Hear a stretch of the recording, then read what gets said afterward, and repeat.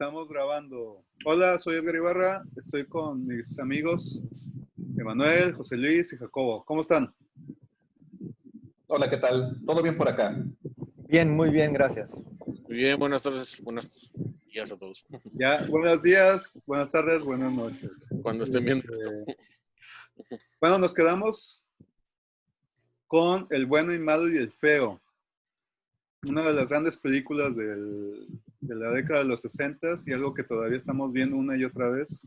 Que disfrutamos de niños, disfrutamos de jóvenes, disfrutamos de adultos.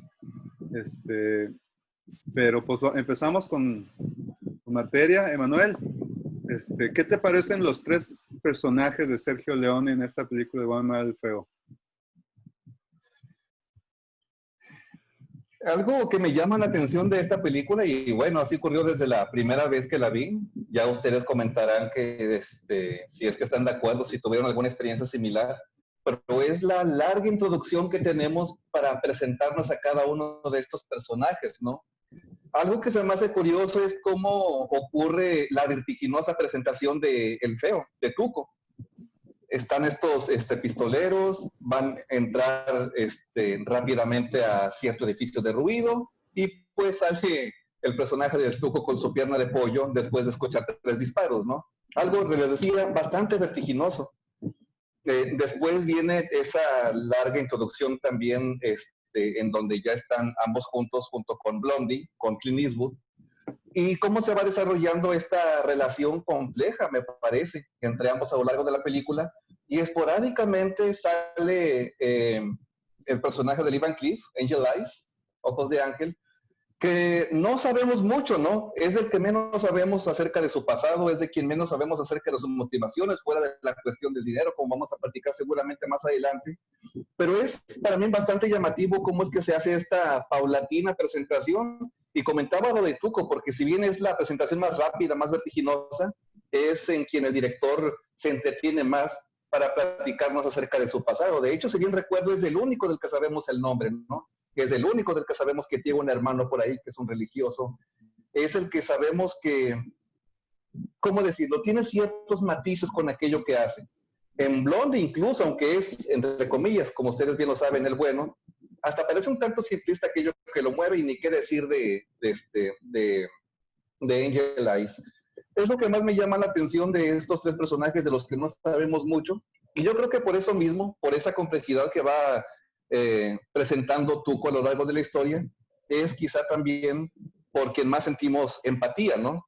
Porque nos permite mostrar un poco acerca de cómo es él, de quién es él, detrás de esa cara, porque incluso vaya, en los momentos en los que se ve en situaciones complicadas, se muestra también vulnerable, a diferencia de los otros, a diferencia de Blondie, que parece que no se despeina a lo largo de toda la película, a diferencia de Angel Eyes, que parece que tiene todo controlado.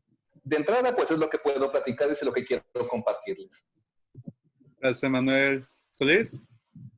Hola, ¿cómo están? Pues miren, la película esta es mi favorita porque me divierte, me entretiene más que el resto. Aprecio más la de Érase una vez en el oeste por sus detalles técnicos y la maestría de la edición de la misma película, pero me entretiene más esta. Me parece también que los personajes, con excepción del Tuco, como lo menciona Emanuel, los otros dos nos permiten imaginarnos cosas, pero no los desarrolla, como si iba a ser el Tuco, al grado de que para mí termina siendo el personaje principal, para mí. Es un personaje que se construye básicamente a lo largo de la película, aunque también sabemos que tiene su pasado, pero se construye como el Tuco por el cual sentimos empatía, como bien lo dijo Emanuel. Uno, porque lo traicionan.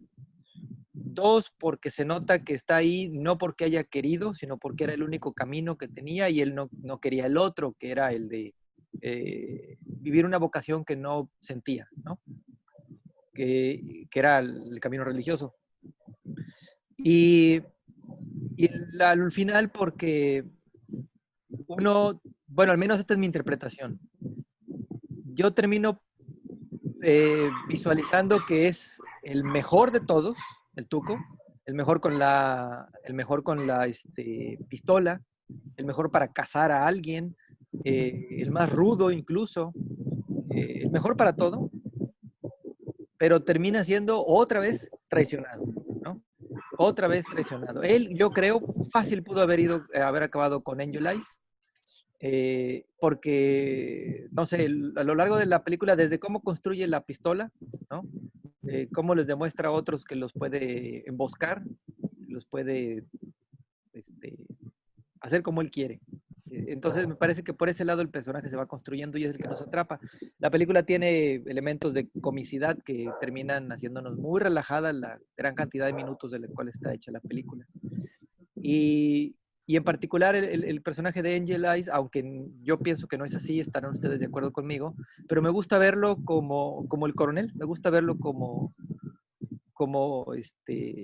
este personaje que había sido moralmente impecable en la de por un puñado de dólares más y que de repente cambia la perspectiva y por eso Blondie determina eliminarlo a él y no al otro. Quizá hubiera sido falta para confirmar esto una pequeña escena en donde Blondie le dijera qué pasó, ¿no? ¿Qué te sucedió? Y ahí automáticamente habríamos sabido que se trata del mismo personaje. Porque ahí lo que nos da a entender el Tuco con la expresión de mira, Blondie, es Angel Eyes, es que todos se conocen, ¿no? Ellos traen pasado atrás. Entonces, eso hubiera estado genial. Yo sé que no es el mismo, no es el coronel, pero me gusta verlo de esa manera, ¿no? Me gusta verlo de esa forma. Muy bien, José Luis, gracias. Jacobo. Hola, bueno, gracias de nuevo. Sí, esta película creo que hay muchas cosas que hablar de ella y tal vez por la que deberíamos empezar, que creo que, bueno, son los personajes obviamente en esta etapa de la plática, pero es porque hace diferente el resto de los westerns. O sea, ya hemos hablado de 2 westerns anteriormente y pues bueno, le hemos sacado jugo a la plática, pero ¿qué hace a este tan icónico? ¿Qué hace a este tan permanente? ¿Qué hace a este tan referencial? ¿Sí? Porque, híjole, ¿cuántas referencias no ha habido a esta película en otras películas? Ahí es donde ves el valor de una película. Y bueno, empezando por los personajes, sí, definitivamente los personajes. Y como bien lo decían ahorita José Luis y Manuel, pues tenemos a Blondie, tenemos a Angel Eyes, que de una u otra manera hemos visto como una introducción de ellos en las anteriores películas. Entonces, como que los conocemos. Para bien o para mal, tal vez el personaje Clint Eastwood es el que más se parece a sus 2 anteriores películas. Tal vez Angel Eyes sí es como una versión corrompida del coronel, pero definitivamente el Tuco es uno de los mejores personajes, no solo de esta película, sino del cine. El que diga lo contrario, si no nos debatimos a duelo. Sí, sí o no, sí, sí. Es que es en serio, es un personaje fascinante. O sea, la introducción del Tuco yo creo que hace la gran diferencia entre esta y las anteriores películas. ¿Por qué?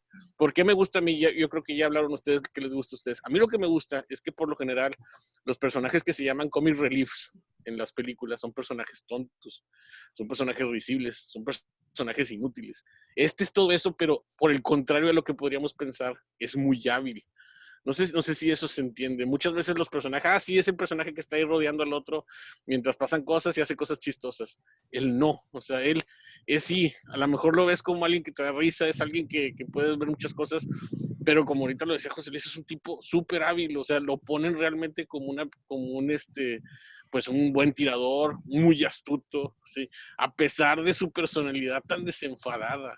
Yo creo que eso lo hace tan atractivo. A lo mejor de repente estoy pensando que otros personajes, no sé, a lo mejor si ubican los 7 samuráis, el personaje de Kikuchio, ese personaje que también que era risible, sí, pero que también era un guerrero, no sé si está basado en él, no sé, porque a lo mejor habría muchas interpretaciones, pero desde la primera escena, ¿no? Donde lo ves, y sale comiendo y sale así, y ves a todos muertos, dices tú, ¿qué demonios hizo? O sea, ya desde la primera escena lo ves risible, pero hábil y mortal, ¿no? Creo que, insisto, no es por demeritar a los otros personajes, pero insisto, vamos a ver a Clint Eastwood muchas veces en otras películas antes de esta, y en otra vemos a Lee Van Cleef, pero lo que hace Eli Wallach, sí, con el Tuco, es hacer un personaje para de aquí a todas las eras, ¿no? Y no sé si a lo mejor exagero, pero es que realmente es un personaje fascinante. En el cine vamos a encontrar pocas veces un personaje que te llame tanto la atención como es el Tuco. Y en las películas de western, creo que en particular esta. Gracias, Jacobo. Pues yo estoy también del mismo lado.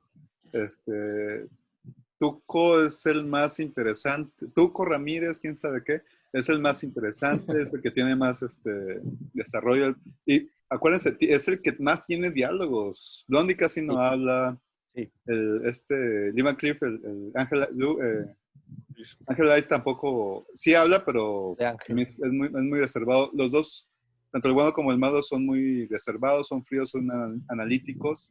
Siempre están un paso adelante, están como que jugando ajedrez. Mientras que Tuco es pasional, se deja llevar. Él busca el oro, y de hecho el éxtasis del oro pues, es su tema. Él está con los ojos buscando la tumba y le da la fiebre del oro, recordando las caricaturas del Pato Aventuras, cuando tiene fiebre del oro el tío MacPato. Tiene así esa necesidad de irse por él, y es capaz de unirse con el que lo traicionó, con Blondie, por la gran cantidad de oro que están buscando. En comparación con Blondie, que es un gran personaje, que ya lo vimos, que es el pistolero sin nombre, pero sus diálogos son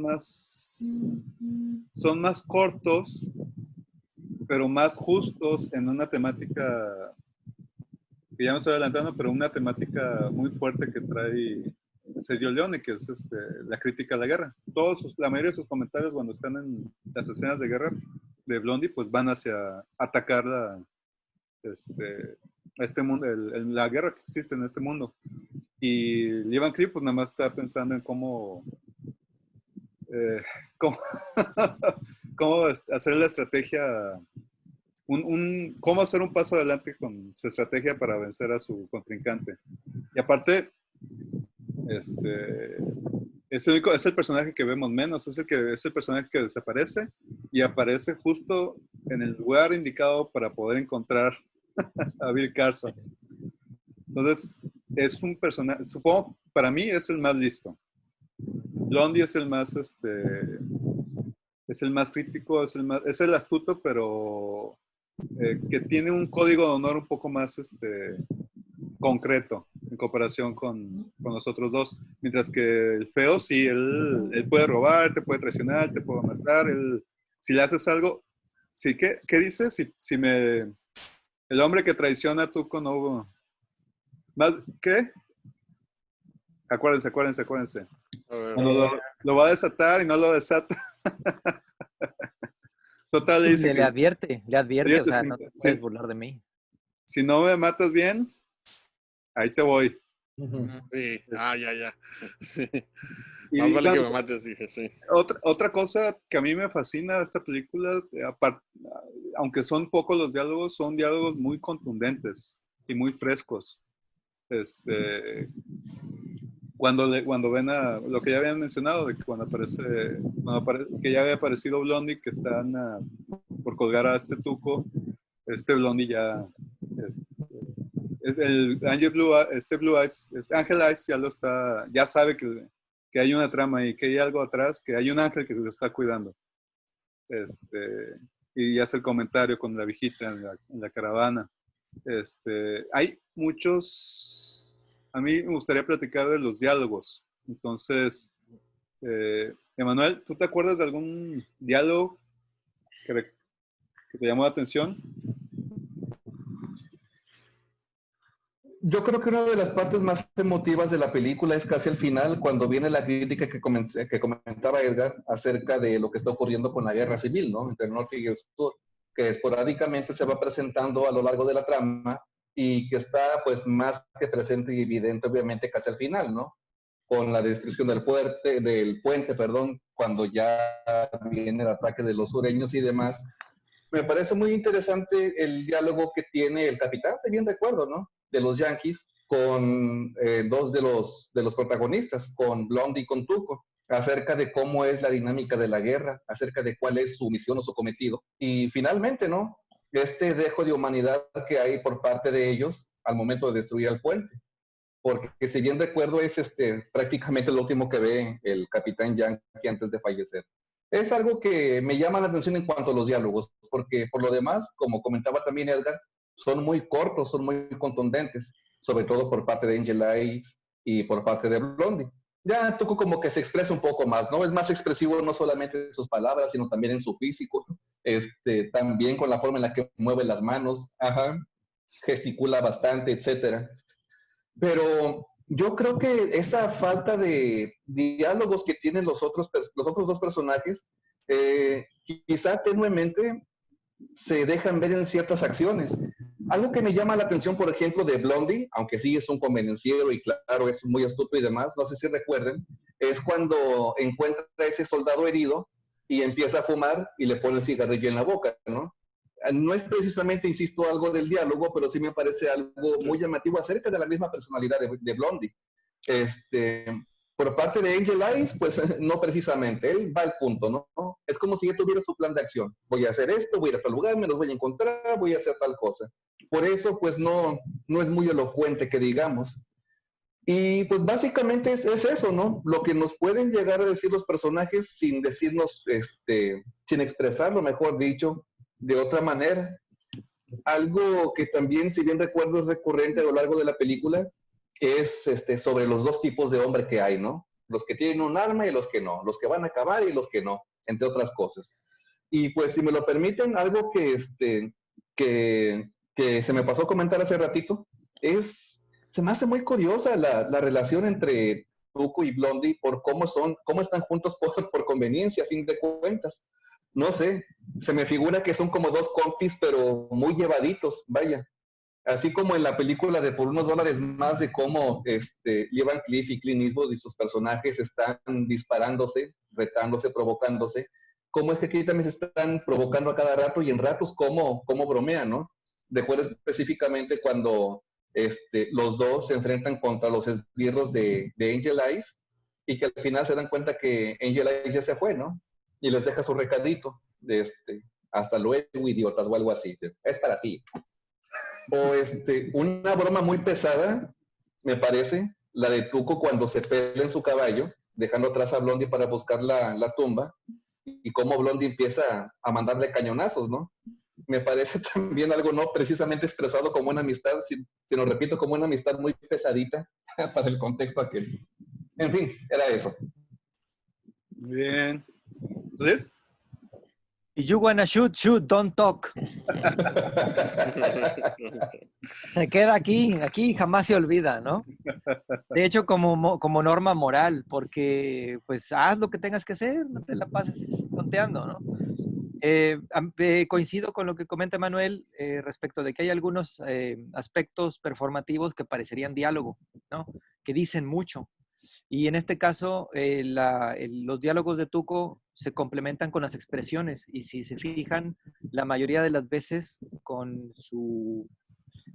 en el caso de él, con sus miradas y con las expresiones, con las vocalizaciones que de repente realiza.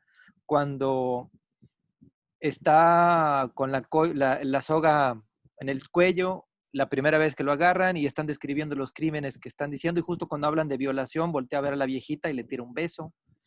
Ese tipo de cosas que parecerían demasiado fuertes, ¿no? En el sentido de que, oye, estás hablando de un crimen muy duro. El maldito Tuco lo convierte en algo risible, ¿no? Claro. Lo hace a lo largo de la película constantemente. Y una de las más famosas escenas es el diálogo en donde llega con la pistola y se la pone aquí a Blondie y el otro estaba esperando salvar a su nuevo compañero de la horca, y el otro así con cara de ya te fregaste, ¿no? Ese tipo de diálogo con las expresiones faciales del mismo Tuca, ya estoy diciendo Tuca, el mismo Tuco, son geniales, son fabulosas. Una de las cosas que a mí me llama la atención respecto a los diálogos es que quizá con pocas excepciones, la gran mayoría sí son concretos, pero no son tan explícitos. Es como si estuviéramos hablando de lo mismo, con las mismas categorías y supiéramos qué sigue, por eso no lo termino. Entonces, te dan a entender que es todo un mundo, toda una subcultura en la que prácticamente saben que quien a espada mata, a espada morirá. Eso lo vi yo muy claro al principio cuando presentan al malo, cuando llega a la casa y se ponen a comer la sopa, que por cierto tampoco se me olvida y siempre que veo una sopa se me antoja y recuerdo a esa. Y hasta con cuchara de madera se me antoja comerla. Eh, no sé, esta impresión me da de que Sergio Leone intentó decirnos que sí, se trata de todo un desarrollo de lenguaje y de visiones del mundo que comparten unos cuantos. Por eso no es necesaria tanta alaraca, en el caso, por ejemplo, de Blondie ni de Angel Eyes. Sí en Tuco, porque les digo yo, para mí es el personaje principal y lo tienen que demostrar en su desarrollo, pero no en los demás. Al grado de que esta misma subcultura se termina con armónica en la siguiente película, ¿no? También ellos son muy parcos y el que más habla pues, es Cheyenne, ¿no? Pero se entienden muy bien. Yo destacaría todo eso como parte de las cosas que me gustan. Y aunque casi no hay nada de diálogo, también las pocas expresiones que hay entre Tuco y el vendedor de armas, cuando construye su propia arma, es fabulosa, con las puras de, y con eso te dicen todo, ¿no? No hay más. How No much? ¿Eh? How much? How much? Y el otro, $20. Open mouth. No hay más. Entonces, Muy bueno, bien. yo destacaría eso. Gracias, José Luis. Ya encontré la cita. Si vas a fallar, falla muy bien, porque Ah, el que me traiciona y vive no conoce nada sobre Tuco. sí, es cuando le dispara la soga, ¿no? Y que a la primera no le pegó. Ujú. Así, sí, ya que lo va a soltar. Sí, pero no le pegó porque no pudiera, no le pegó porque le quiso dar una advertencia. Pues ya hay debate ahí. A ver, Jacobo. Ok, yo creo que ya mencionaron, estoy muy de acuerdo con Emanuel que más que diálogos son momentos, y creo que ya los mencionaron. De hecho, para mí también mi favorito es cuando le da el cigarro a este soldado, pero como ya lo mencionó Emanuel, yo creo que el otro momento, voy por uno, por cada uno. El caso de Blondie es cuando está con el que es coronel, general, no recuerdo el grado, que le dice que ya destruyeron el puente. Siento que esa escena y todo lo que tiene que ver ahí, en este caso con que son los yankees, ¿no? Es un momento donde Blondie ve los horrores de la guerra y vemos su lado sensible. No sé si se entiende. Esas escenas con el coronel, con el soldado, ahí es donde vemos por qué es el bueno.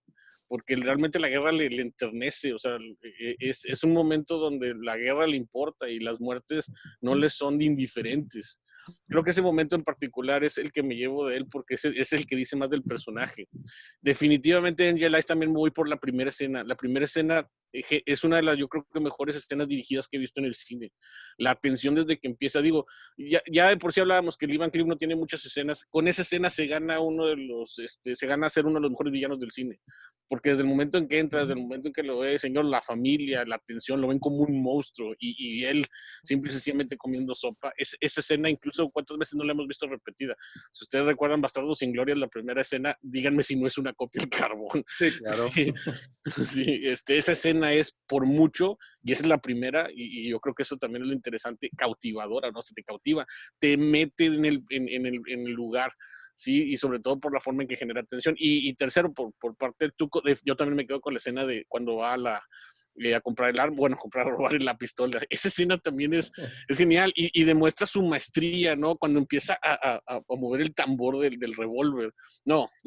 Y luego hace poco estaba viendo, porque a veces con mis alumnos platico, y ya ven que ahorita las películas de moda de acción son las de John Wick, ¿sí? Y hay una escena en John Wick donde hay una escena, si ya las vieron, no sé si la 2 o la 3, porque hay una escena idéntica, donde también él está midiendo, igual dices, híjole, ahí es donde ves la maestría del bueno, el malo y el feo, cómo todavía deja huella. Y esa escena en particular muestra mucho el Tuco porque habla de insistimos, su habilidad, sí, pero también su otro lado, que es así como, creo que lo interesante de Tuco, lo que lo hace tan atractivo, es que a diferencia del bueno y el malo, él no sabemos si es uno u otro. Fácilmente pudo haber matado al señor, no lo hace. Le deja al final, no me acuerdo qué, ya cuando está disparando en la parte de atrás, toda esa escena en particular, toda esa escena de la armería es algo fascinante. Es divertido, pero también es cautivador por cómo precisamente vemos su habilidad. Yo esas son las escenas de cada uno con las que me quedo, y diálogos en particular también. Muy bien, gracias, Jacobo. Yo igual que ustedes, sí,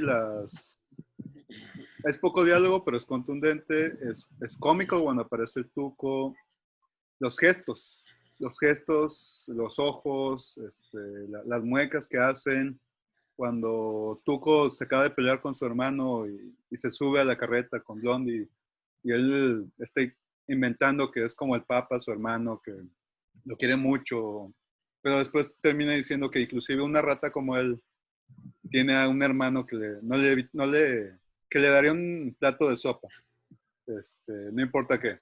O cuando se pelea con su hermano, que le dice, casi llorando, que tu camino era el fácil, pero el mío es el más difícil. Tú escapaste y yo me quedé. Tuvo que Y eso es real, ¿eh? lidiar con la granja. Sí, y bueno, y eso es a lo que, pues, a lo que me gustaría seguir platicando, de que, pues, ¿cuál es la motivación y la temática de los personajes? O sea, Tuco viene de un pasado humilde, es granjero, y tiene esta situación en la que o sigues matándote de por vida o intentas cambiar tu vida. Y hay dos opciones: o te haces bandido o te haces padre. Y él tomó la más difícil. Y es lo que le critica a su hermano. Y Blondie, bueno, ahí me paro. Emanuel, ¿qué opinas de las motivaciones y el contexto de los personajes o lo que hay adentro de cada personaje? Es que, como decíamos en un principio, ¿no? No sabemos gran cosa de al menos dos de ellos. Es de Tuco y quizá por eso despierta gran parte de nuestra empatía y simpatía, ¿no? De quien sabemos un poco más. Quizá por eso también llegamos a comprender un poco por qué se comporta así. Y obviamente, ¿no? Ya lo dijeron los tres, el excelente trabajo que hace él Iguala, que el actor, para todo esto, porque, como decían José Luis y Jacobo, hace cosas horribles y sin embargo sigue despertándonos empatía, ¿no? Tanto la escena que comentaba José Luis, con lo de la viejita, como el robo que hace a este pobre viejecito vendedor de armas. O sea, no sé ustedes, pero la primera vez que vi la película sentí horrible cuando el pobre viejito fue asaltado por ese desgraciado, y todavía la última humillación de que le pone la armónica, se bien recuerdo, ¿no? En la boca. Se me hizo horrible, y aún así les decía, creo que nos da entrada a conocer un poco, yo creo que la complejidad del personaje, no es tan plano quizá como los otros dos. En este caso, Lee Van Cleef, les platicaba en la ocasión anterior, me gusta mucho su trabajo en Por unos dólares más por la forma en la que representa al coronel Mortimer, ¿no? Y obviamente sabemos que Lee Van Cleef sabe actuar. Aquí, sin embargo, parece que es un tanto plano, en el sentido de que simple y sencillamente hay una motivación única, ¿no? Es el dinero y punto. Y como ya comentaban también bastante atinadamente ustedes, Blondie no es tan plano, pero porque deja ver, me gustó la expresión que usó Jacobo, ese incluso enternecimiento, ¿no? Al ver tanta gente muriendo. Y algo que mencionabas ahorita recién, Edgar, es también cuando Tuco le dice a Blondie, sí, es que es mi hermano, que el papa y que no sé qué. Blondie había escuchado lo que habían hablado, y aún así guarda silencio. Y perdón por el paréntesis, pero para terminar el comentario que abrí, le da el cigarro. Sí. Justo cuando le contesta eso, cuando le cuenta eso, le contesta, Blondie no le contesta, nada más le da el cigarro. Sí, así como ocurre después con el soldado, ¿no? O sea, como que es la forma de Blondie de mostrar empatía. Por eso les decía, ¿no? Ya lo hemos platicado en este ratito. Creo que por eso tenemos tanta empatía por Tuco, porque él muestra mucha más complejidad. Blondie obviamente también en ratos, bueno, discúlpenme que lo diga, pero no creo que Clint Eastwood sea un excelente actor, pero esa clase de detalles muy precisos, yo creo que con la ayuda del director, de Sergio Leone, pudo manejarlos bastante bien para no estar tan plano con respecto a Angel Eyes, por ejemplo. Gracias. ¿José Luis? Sí, yo creo que la motivación de Blondie es vivir al día, así de simple. Viajar, vivir al día, lo que suceda, sin ningún problema, sin ninguna otra preocupación. Angel Eyes es el dinero, como dijo Manuel, al grado de que lo planifica todo, es seco, es sin ninguna otra connotación, ahí se queda, no se preocupa de más, ¿sí? Y algo debió habérsele conocido a él antes, de tal manera que la mayoría de los demás le tienen miedo, ¿no? Le tienen mucho miedo. Un monstruo silencioso que simplemente dispara y se acabó todo. Y en el caso del Tuco, bueno, hay la motivación de sobrevivir, pero no en el sentido de Blondie. Es sobrevivir porque no me quedo de otra y tengo que ser gacho con el mundo, pero puedo ser bueno también con él. Eh, eso a mí me queda así como que de los tres, como motivaciones que los llevan. Y si me permiten el comentario, a lo mejor es demasiado exagerado, pero yo creo que la unión de Blondie con Tuco es como son como los hermanos de Malcolm, ¿no? Es Malcolm, es Reese, es Dewey. No se van a matar, pero se van a dar con todo, ¿no? Y cuando se requiera se van a apoyar. Muy bien. Gracias, José Luis. ¿Jacobo? Pues sí, yo estoy de acuerdo que la motivación, digo, pues al final de la trilogía del dólar, como muchos la han catalogado, es el dinero, pero creo que eso quedó muy claro al principio con los tres. Y obviamente, a lo mejor queda muy apartado el papel de Angel Eyes, porque en el transcurso precisamente que van teniendo una relación el Tuco y Blondie, vamos viendo esta semi-hermandad que obviamente no podemos creer porque pues se van traicionando todo el tiempo, pero de una otra manera hay algo ahí que muchas películas, a lo mejor en ese momento no sabían transmitir, que era, sobre todo por los tiempos, que era como la amistad entre un hombre y otro hombre. Sí. Digo, ahorita a lo mejor lo vemos mucho, ¿no? El famoso bromance que dice, pero en ese momento no era tan común. Y ahí vamos viendo cómo los dos van teniendo precisamente esta relación. Digo, esta escena donde al fin, donde se ponen ya los dos de acuerdo para matar a los secuaces de Angel Eyes, que es una de las mejores escenas de la película, ¿sí? Vemos su empatía, vemos la química de los dos precisamente para entender que estaban del mismo lado. O sea, las partes donde los dos están con ellos mismos, o sea, que hacen unión, son bastante interesantes y generan en nosotros una satisfacción de, oye, mira, cuando se llevan bien, realmente disfrutas esos momentos. Los disfrutas más que obviamente cuando se están enfrentando, porque cuando se llevan bien, planean las cosas, hacen los dos, o sea, los dos son inteligentes, uno por su lado, pero juntos son, ahora que sí, juntos son dinamita, iba a ser una expresión, porque eso es otra, ¿verdad? Y a mí me llama mucho la atención, antes de pasar la palabra, que todo esto es en medio de la guerra civil. Yo les digo que a mí una de las cosas que me llama la atención de los westerns es que siento que están en una época de caos, de confusión, sobre todo porque así es como se entiende. Supuestamente el vaquero es este personaje que está en medio de lo ingobernable. Entonces la naturaleza, los indios y los bandidos son precisamente su entorno. Pero que aquí sea la guerra civil le da otro efecto bastante interesante. Y hace poquito estaba viendo un documental que si hay tiempo lo recomiendo, donde dicen que Sergio Leone le puso mucha atención a tratar a tratar de retratar la guerra civil como realmente fue. Incluso se basó en libros y demás. Muchos decían, traía un libro de historia en la mano y estaba así como, y tú te vas a poner así, y tú te vas a vestir así. O sea, le preocupó retratar la guerra civil de una forma fiel históricamente, que eso, bueno, para mí como historiador importa mucho, e importa que le haya puesto precisamente esa dedicación. Sí, es muy legendario ese famoso libro que cuando salió la película se le criticaba que no era una película histórica, que era, como era de italiana, de producción Sí. italiana, que era una supuesta fantasía de cómo es el western para los italianos. Pero ya a partir de los 90s o este milenio ya se le reconoce a Sergio Leone que sí tiene un trasfondo histórico, que sí estaba documentado, inclusive con un libro de fotografías donde sacó imágenes como la del hombre el espía que está en el tren, en la parte de enfrente, o el cañón que está en la parte de atrás del tren, o los rehenes con las barbotas, o la ejecución en medio del camino, que se paran y se ejecutan a un espía, a un traidor. Y sí son elementos que ya hasta esta época ya se le reconocen a Sergio Leone.